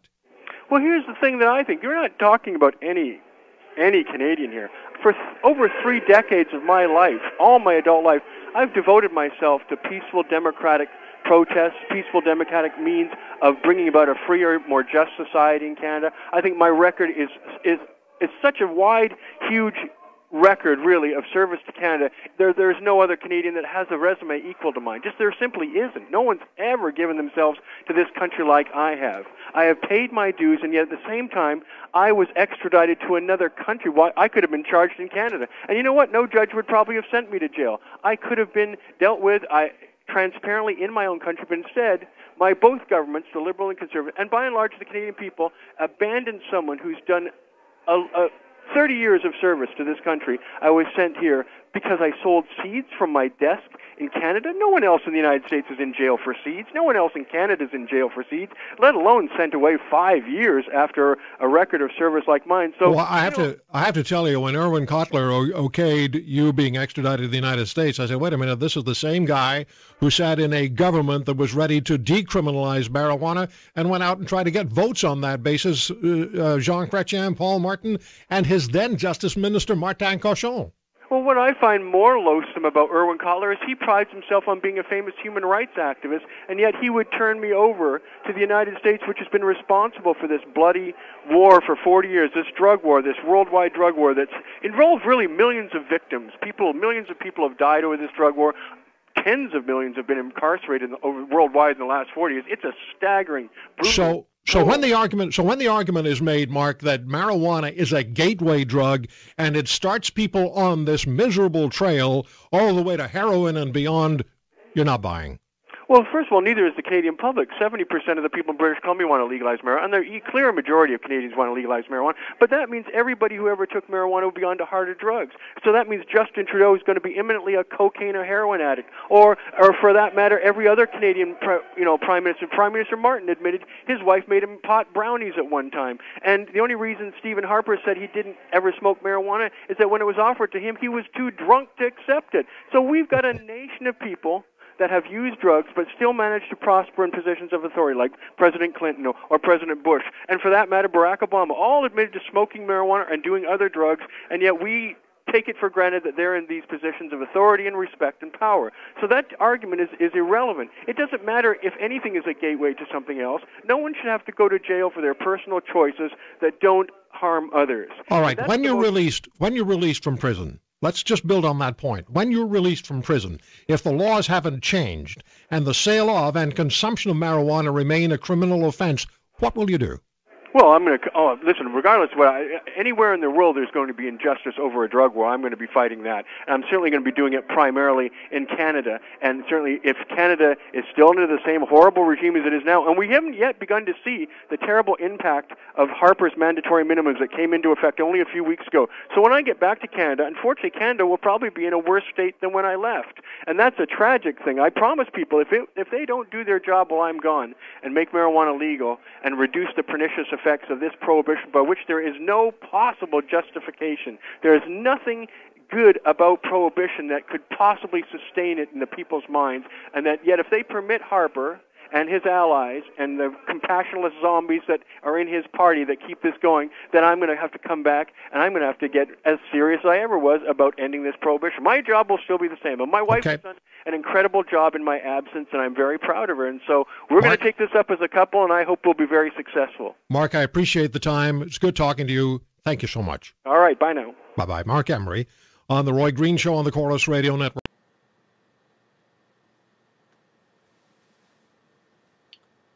We're back. I think Marc did a great job in that interview. That was great. It's good to hear him after 2 years. Unfortunately, they've had him bottled up for so long. He can write his blog post, but he's not really allowed to be talking. They call it a third-party call, which is illegal in the prison system. You can't have anybody else listen to a phone call other than the person that's supposed to be taking the phone call usually. So yeah, I thought that was cool. So I wanted to play a little bit of CTV's coverage of that happening because Marc makes a lot of news around here. The Canadian media pays a lot of attention to what happens with Marc and Jody, and CTV National, I believe it was a national story, maybe it was just in Vancouver, but they came to Jody's house and hung out with her, and actually she was talking to Marc on the phone, and they went live on the air and so on and so forth. Because Jody was actually, you can find the longer version online of that, where Jody speaks on the Roy Green Show before and after Marc's conversation with Roy. So just going to open this up again here. Somehow I lost it. There we go. Yeah, so this is CTV's coverage of Marc on the radio. This is just a quick 2-minute clip, but check it out. The BC man known as the Prince of Pot has been behind bars in the U.S. for 2 years now. Today, for the first time, Marc Emery got a chance to address a national radio audience from prison. The pot activist says he's determined to keep up his campaign, which could involve the upcoming provincial election. CTV's Maria Weisgarber reports. Smells like freedom. Something Marc Emery hasn't had since 2010, when he was extradited to the States and sentenced to 5 years in prison for selling marijuana seeds over the internet. A lot of people haven't heard from him. A lot of people really love Marc and support him, and for 2 years they haven't heard his voice. Today, Emery's supporters got that chance.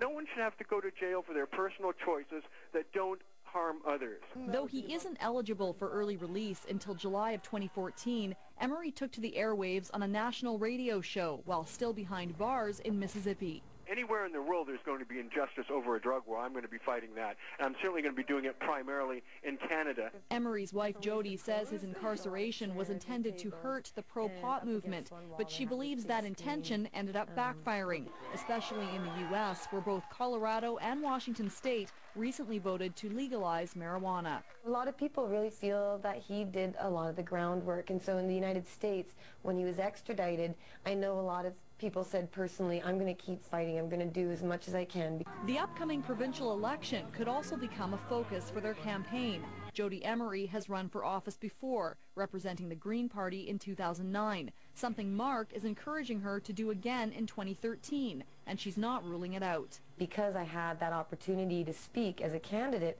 about prohibition, I think it educated a lot of people and brought a few people around perhaps to our issues, so I might run again. Jody Emery says another kind of campaign is set to begin in January. Bye, I love you, sweetheart. I love you. Bye. One aimed at getting Marc Emery transferred to a Canadian prison. Maria Weisgarber, CTV News.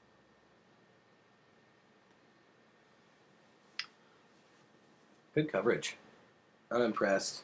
CTV obviously giving Jody some positive coverage there, and Marc. And there's more.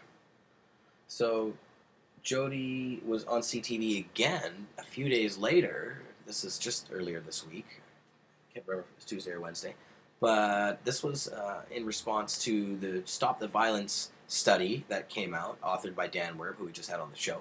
And so this CTV broadcast is about that and brings Jody Emery in on the issue to talk about how much money can be saved and made, and also about some of the other reasons the drug war is such a futile thing.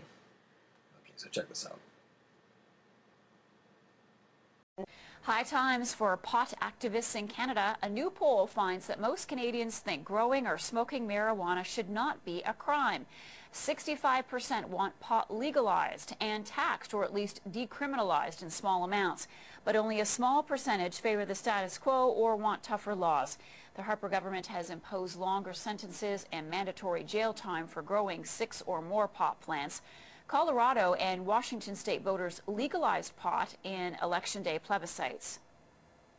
Jodie Emery is the owner of Cannabis Culture magazine and an activist for marijuana legalization. She is joining us tonight from Vancouver. Welcome back to our program. Thanks for having me again. So you say there's lots of money to be made in taxes by legalizing pot. Tell us about that. Well, we know that millions of Canadians enjoy using marijuana, and the only way to get it is from the criminal underground in one way or another, because it's illegal. The majority of Canadians, as you said, do want it to be legal, but they have to spend their money, $10 a gram, which is expensive, on pot, and it isn't going into the taxed revenue stream that it should be. And not only that, but taxpayers are spending millions and millions of dollars every year on drug law enforcement, court costs, prison. A lot of money is spent on prohibition laws, and Canadians want it to be legal. They don't want their money wasted. Okay, other than the money, what is the case to be made for legalization?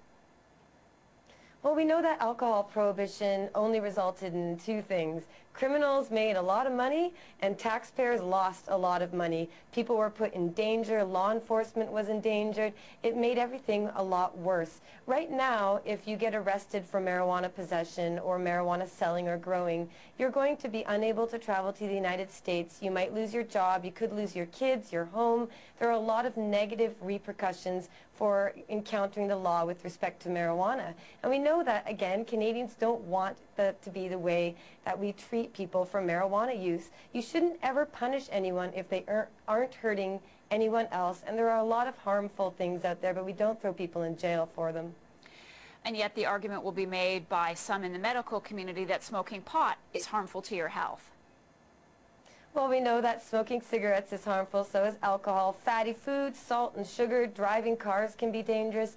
Riding a bike without a helmet can be dangerous. Peanuts actually kill people every year. But again, we don't put people in prison for choosing to use or engage in any kind of activity. We treat them if they have problems with it. We educate them about responsible use. So with respect to marijuana, instead of locking people up or putting them in handcuffs, we need to put it in a taxed and regulated system where people who are interested can get safe, responsible access and information with respect to marijuana. But again, I mean, you sit in a grade 9 health class and they're going to talk about how marijuana is a gateway drug that often leads to harder, more dangerous drug use. Well, I would think it's safer to say alcohol is probably the gateway drug. A lot of young people use alcohol first, and in fact, a lot of them will eat junk food first. It doesn't necessarily mean they're going to move on to hard drugs. We know millions of Canadians use marijuana or have used it, and they're not all injecting heroin, they're not all snorting cocaine. People use marijuana safely and responsibly all the time. But again, for those who do have problems, we need to give them education and treatment and the help that they ask for. We shouldn't be using the criminal law to punish people for making bad decisions about their personal health. Okay, Jody, I have about 30 seconds left for this next answer, but are you looking to your neighbors in the South? I mean, in a couple of U.S. states, as we mentioned in the introduction, they have said, yeah, we think it should be legal. Would you like to see the same thing then happen and bring this attention to Premier Christy Clark or on the lap of the federal government? Absolutely. They need to pay attention. The majority of our citizens want marijuana legalization. We don't want our money wasted. We want sane, rational policy. And the Harper government is not doing that. They're going the absolute opposite. Canadians are frustrated and upset. Christy Clark should endorse the Sensible BC campaign to decriminalize marijuana, similar to what Washington and Colorado did, but only as far as we're able to go. So organizations like sensiblebc.ca and stoptheviolencebc.org are working to change our laws, to treat people with respect, to stop wasting our money, and to work towards greater community safety for everybody. Jodie Emery, thank you very much.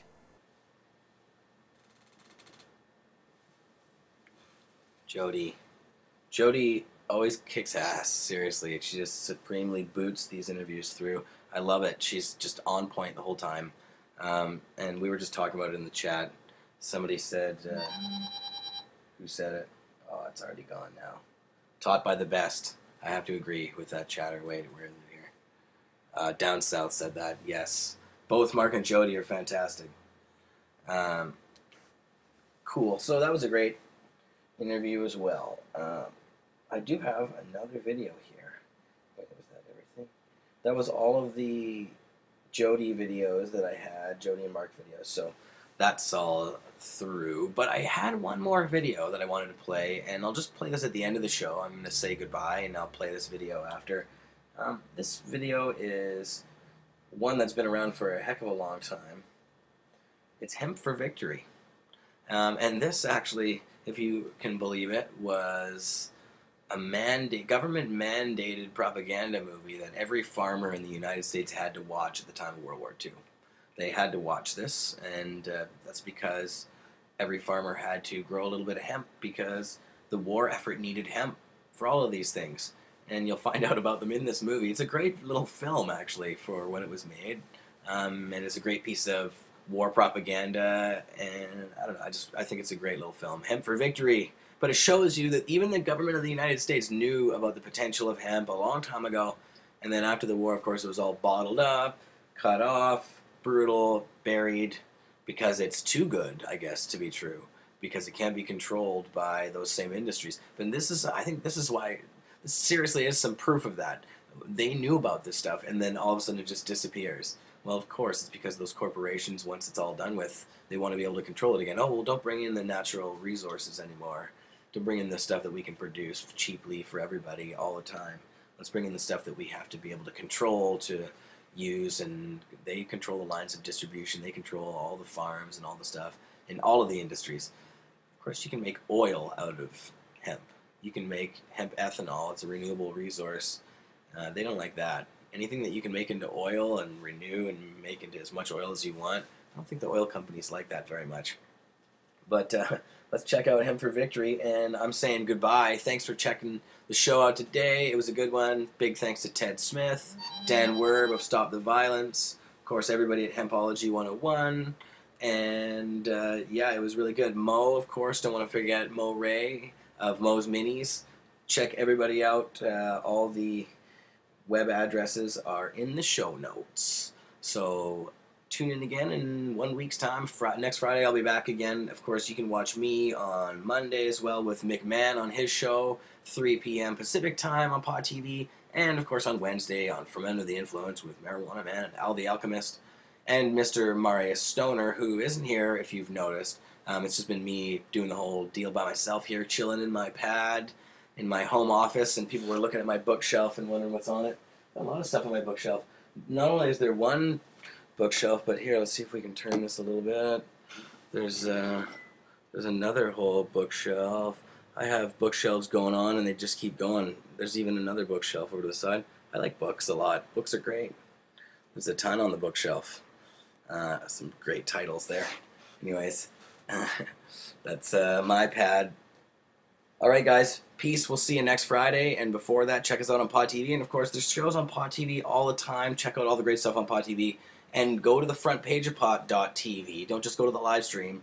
Go to the front page of pod.tv because there's tons of videos that we upload all through the week. Right now, there's the Cannabis Roots videos are all available online. Just one of them is missing right now because we need to get the secondary video for that one. That's Mark Clokeed's piece. But everybody else is up online. I think there's 8 or 9 of them there. So check those out. Ton of other stuff on pod.tv and cannabisculture.com. Love you guys. Peace. Oh, I don't have this queued up yet. So you still got me for a second. More love. I seriously do. Love you guys. And thanks for being in the chat as well, guys. All right. Peace. Enjoy Hemp for Victory.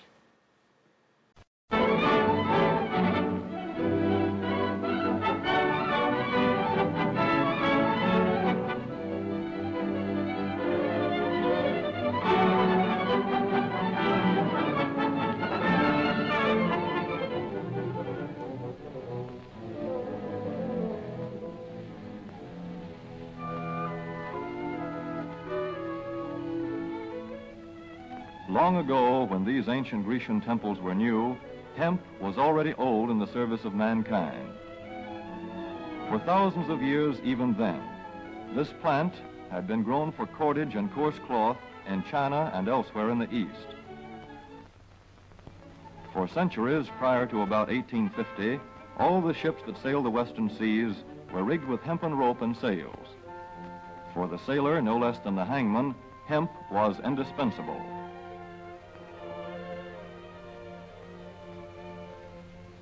A 44-gun frigate, like our cherished old Ironsides, took over 60 tons of hemp for rigging. Including an anchor cable 25 inches in circumference.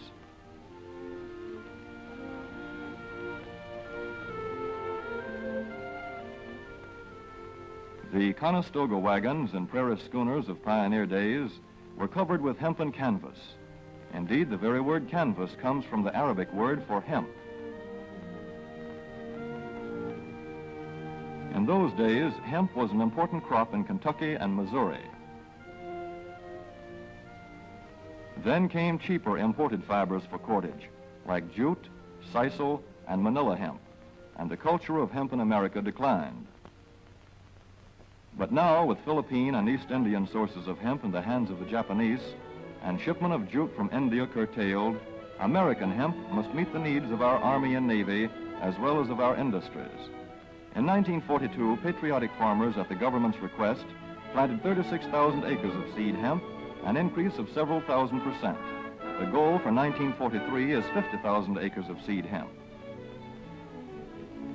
In Kentucky, much of the seed hemp acreage is on river bottom land such as this, along the Kentucky River Gorge. Some of these fields are inaccessible except by boat.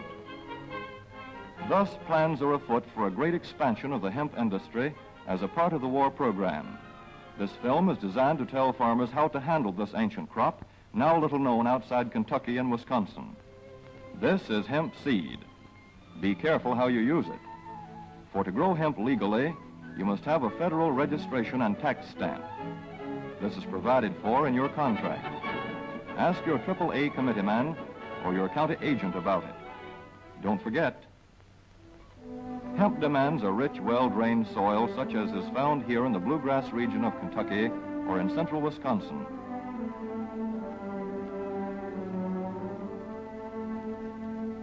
It must be loose and rich in organic matter. Poor soils won't do. Soil that will grow good corn will usually grow hemp. Hemp is not hard on the soil. In Kentucky, it has been grown for several years on the same ground, though this practice is not recommended. A dense and shady crop, hemp tends to choke out weeds.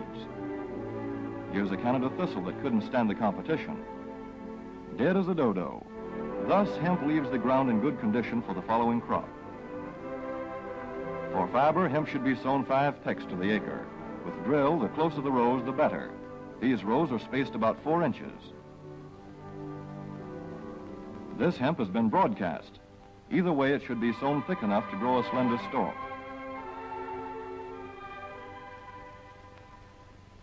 Here's an ideal stand. The right height to be harvested easily, thick enough to grow slender stalks that are easy to cut and process.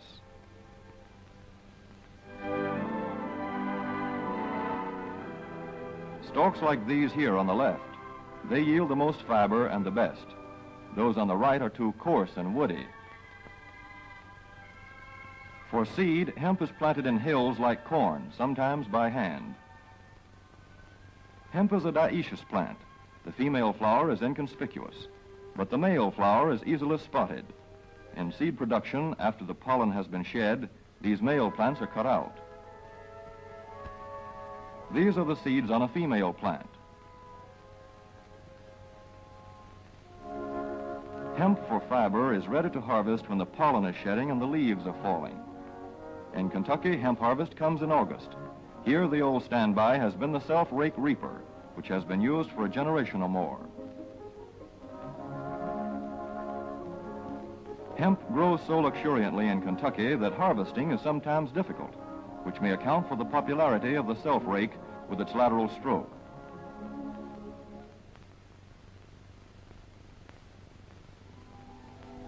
A modified rice binder has been used to some extent. This machine works well in average hemp.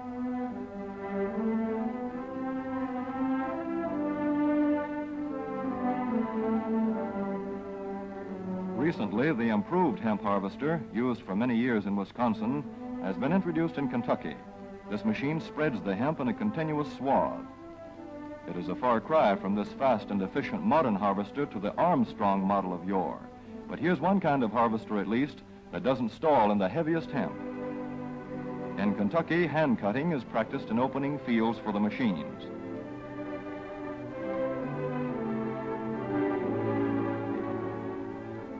In Kentucky, hemp is shucked as soon as safe after cutting, to be spread out for retting later in the fall.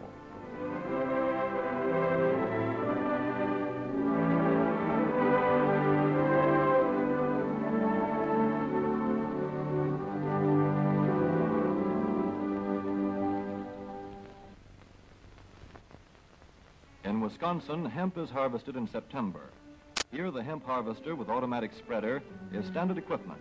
Note how smoothly the rotating apron lays the swath preparatory to retting. Here it is a common and essential practice to leave headlands around hemp fields. These strips may be planted to other crops, preferably small grain. Thus, the harvester has room to make its first round without preparatory hand cutting. Here the machine is running over corn stubble. When the cutter bar is much shorter than the hemp is tall, overlapping occurs. Not so good for retting. The standard cut is 8 to 9 feet. The length of time hemp is left on the ground to ret depends on the weather. The swaths must be turned to get a uniform ret.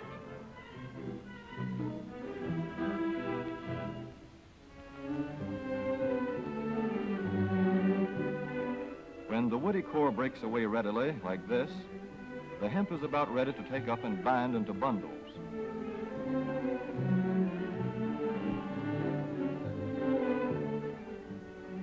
Well-retted hemp is light to dark gray. The fiber tends to pull away from the stalk. The presence of stalks in the bowstring stage indicates that retting is well underway.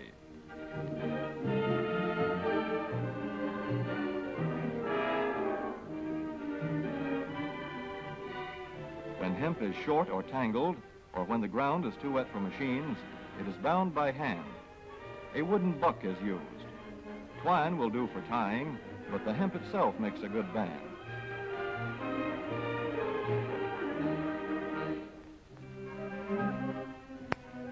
When conditions are favorable, the pickup binder is commonly used. The swath should lie smooth and even with stalks parallel. The picker won't work well in tangled hemp.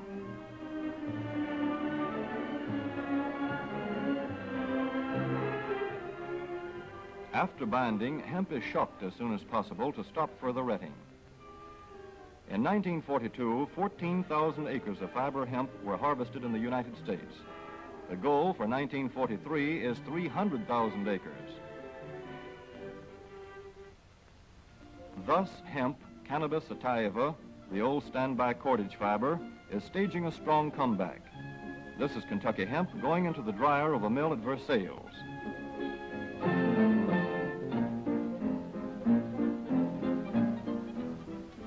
In the old days, breaking was done by hand, one of the hardest jobs known to man.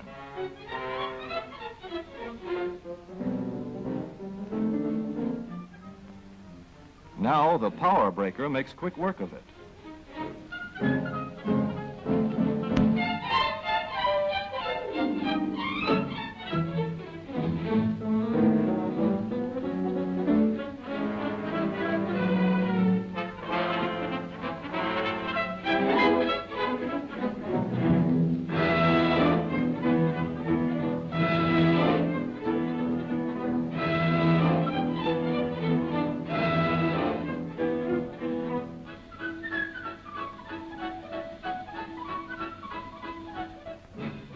Spinning American hemp into rope yarn or twine in the old Kentucky River Mill at Frankfort, Kentucky.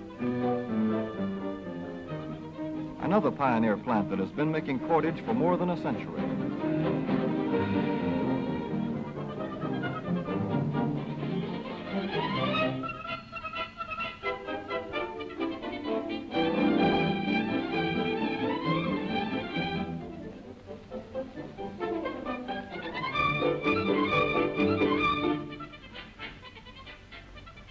All such plants will presently be turning out products spun from American-grown hemp. Twine of various kinds for tying, winding armatures, and upholsterers' work. Rope for marine rigging and towing, for hay forks, derricks, and heavy-duty tackle. Light-duty fire hose. Thread for shoes for millions of American soldiers. And parachute webbing for our paratroopers.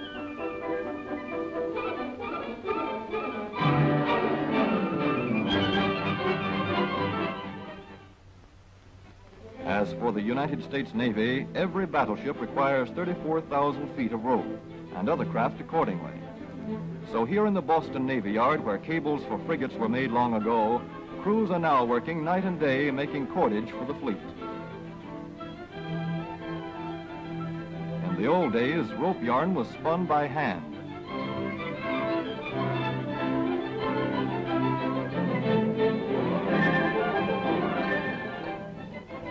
Today, even the rope walk is mechanized. 160 fathoms to go.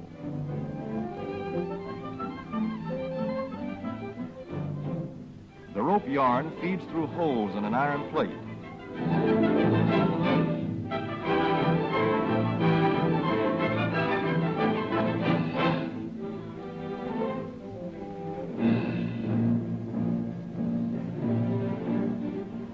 This is Manila hemp from the Navy's rapidly dwindling reserve.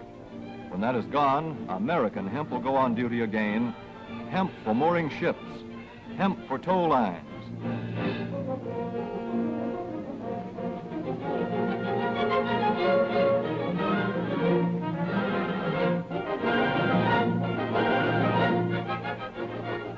Hemp for tackle and gear. Hemp for countless naval uses, both on ship and shore. Just as in the days when old Ironside sailed the seas victorious, with her hempen shrouds and hempen sails.